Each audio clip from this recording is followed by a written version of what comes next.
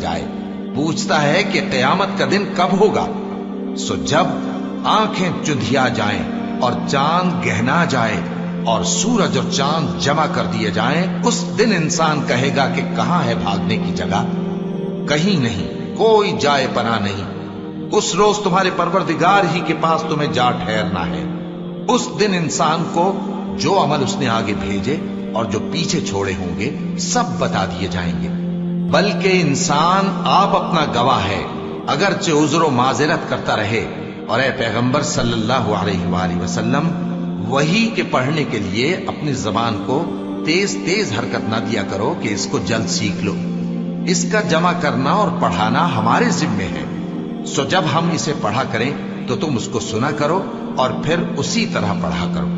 پھر اس کے معانی کا بیان بھی ہمارے ذمے ہے، مگر لوگو تم دنیا کو دوست رکھتے ہو